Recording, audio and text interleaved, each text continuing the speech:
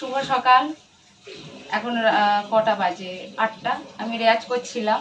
তো সকালে উঠে যে প্রতিদিনের যা কাজ আর কি, পুজো টুজো করা হয়ে গেছে, গোপাল সেবা হয়ে গেছে। তো এখন আমি চা খাবো, তার জন্য উপরে এলাম।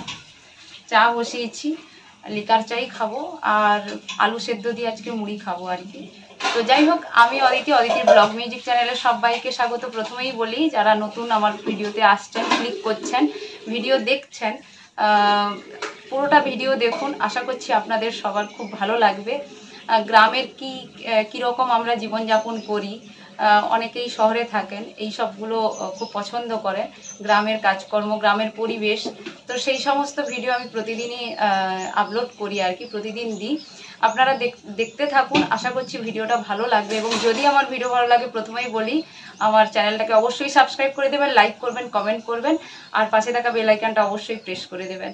তো আজকে শনিবার, বজরংবলীর মঙ্গলবার আর শনিবার, তাই গেরুয়া সিঁদুর নিয়েছি আর বজরংবলীর পুজো করি। সকালে গোপালের সেবা হয়েছে, সবার সেবা হয়েছে লিচু আর কলা দিয়ে। তো এরপরে আবার আমি রেয়াজ করতে বসবো। খেয়ে টেয়ে দিয়ে আজকে মাছ নিয়েছি, চিংড়ি মাছ নিয়েছি আর ফলাই মাছ নিয়েছি, একটু আপনাদের সঙ্গে বলে দিচ্ছি আর কি। তো চাটা খেয়ে মাছ কাটবো, কাটার পরে আমি রেয়াজ করতে আবার বসবো, মানে স্নান টান করে আর কি, মানে আবার স্নান করব। কারণ আমার যে এইরকমই হয়, মাছ কাটলে আমি স্নানই করি, মানে ওই আঁশ গায়ে আমি থাকি না আর কি। আর গোপালের ঘরে তো আমি মানে একটু নিষ্ঠা করেই থাকতে পছন্দ করি।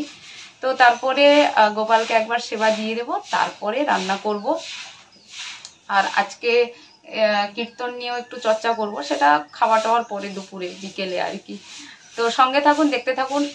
আজকের দিনটা এখন থেকে আপনাদেরকে সঙ্গে নিয়ে শুরু করলাম, আশা করছি আপনাদের খুব খুব ভালো লাগবে।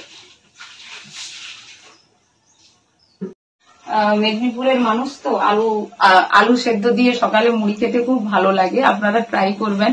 অনেকের হয়তো পছন্দ নয়, কিন্তু আমার নিজের খুব ভালো লাগে। তো তার জন্য আজকে শনিবার, তো আজকে এটাই আমার ব্রেকফাস্ট হচ্ছে আর কি।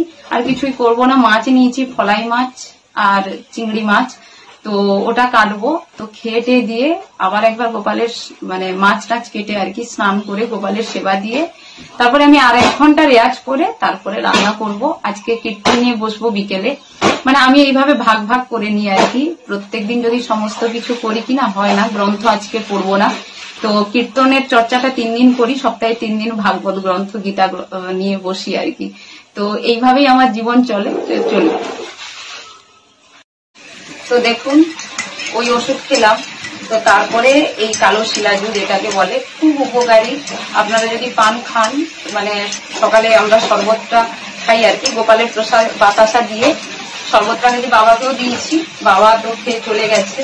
আর আমি এখন এই প্রথম ওষুধ খেলাম, তারপরে শরবত, তো তারপরে চা খাবো। এগুলো মা হাতে তুলে দিত কিনা, এখন মানে মা পুরুলিয়াতে, তো তার জন্যই আর কি এগুলো আমার করতে খুব কষ্ট হয়।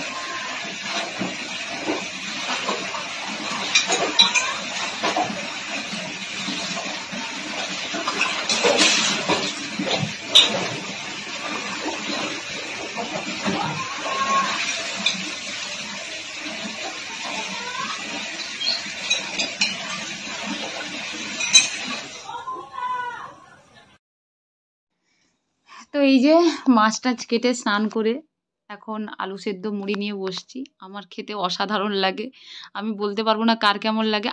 আমি বেশিরভাগ টাইমই আলু সেদ্ধ দিয়ে মুড়ি খাই, কারণ আমার ব্রেকফাস্টে এই মুড়িটাই খুব পছন্দের। আরগুলো খাই যেদিন যেমন ইচ্ছে হয় আর কি মুড়ের ওপর, কিন্তু বেশিরভাগটাই আমরা মুড়ি খাই। অনেকের হয়তো নাক উঠে যাবে, কিন্তু আমার মুড়ি খেতে খুব ভালো লাগে, আমার যেটা ভালো লাগে সেটাই খাই। তো লিকার চা আদা দিয়ে আর মুড়ি। ফাইনালি এখন কটা বাজে? 9টা। এই মাছ টাছ কেটে নিলাম, কারণ কি মাছ গরমে তো নষ্ট হয়ে যাবে, তার জন্য মাছটা কেটে নিলেই ভালো হয়।